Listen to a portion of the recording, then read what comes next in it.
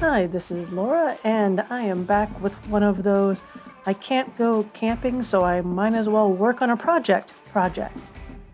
Today, I'm working on installing a backsplash in the kitchen.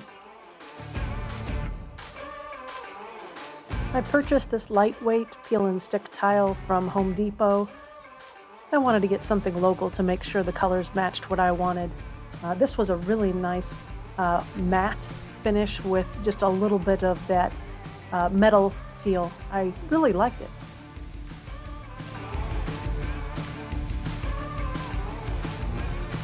Scoring and cutting this was pretty easy. I just used a regular cutting board and a carpet knife. Later on, I found a pair of scissors, a heavy-duty scissors that I used as well.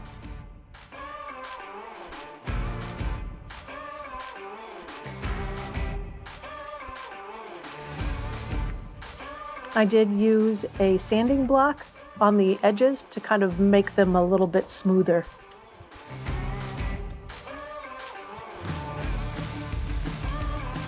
I'm not sure if I screwed up on this, but I only listened to the directions, and it said to use that construction adhesive for the little tiny pieces. Based upon being on a truck camper, I probably should have used that construction adhesive for all of the pieces. I guess I'll find out later this year whether it holds up with just the adhesive.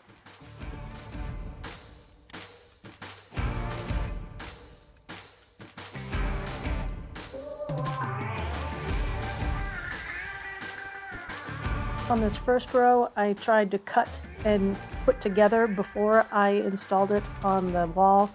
I would recommend to not do that and simply put the first one up, align the second one, and then measure for that last piece. You're not giving yourself enough leeway if you screw up by misplacing these. And this is a one and done type material. It's gonna stay where it lands.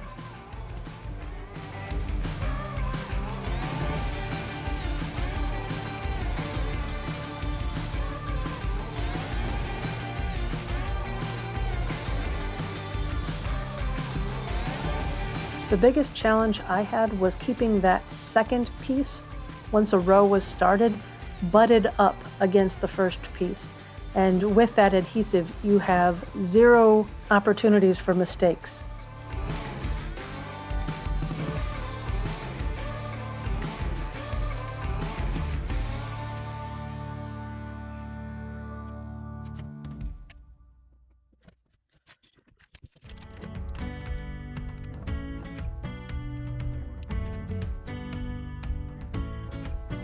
I'm not sure if I have a preference for the scissors versus the carpet knife.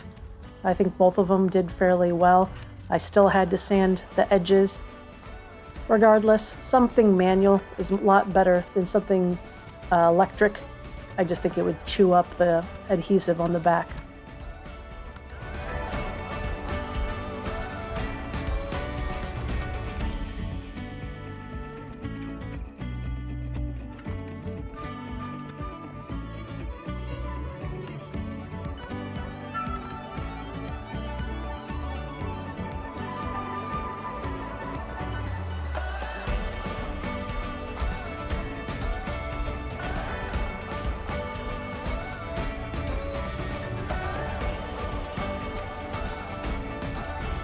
Once I had all the pieces up, there was a little bit of a gap on the ends. I wanted that a little bit cleaner. So I'm ending up using a silicone that was very close to the color on here. And I thought that worked as really well on the sides to kind of give it a nicer, clean, finished look.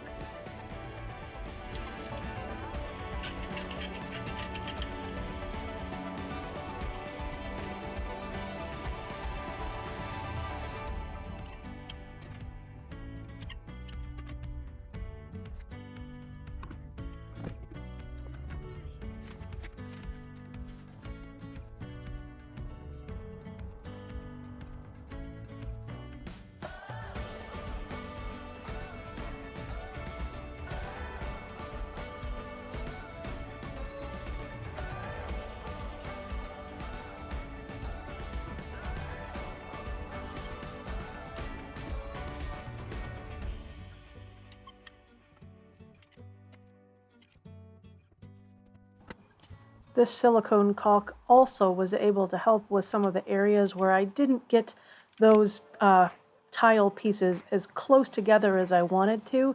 The goal was to try to smash them together, but sometimes that doesn't work. So this ended up smoothing the edges. Maybe that's a little anal retentive, but it did bug me every time I walked in. To be left outside the grid, it's all for sure. I didn't know, I wonder what it meant to be. If I let go and let it flow, I think there's more to see.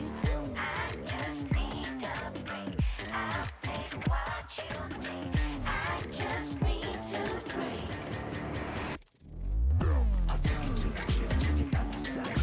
I'll take you to the trip to the other side. Take a step to the trip to the other side. I'll take you to a trip to the other side. And here's the finished product.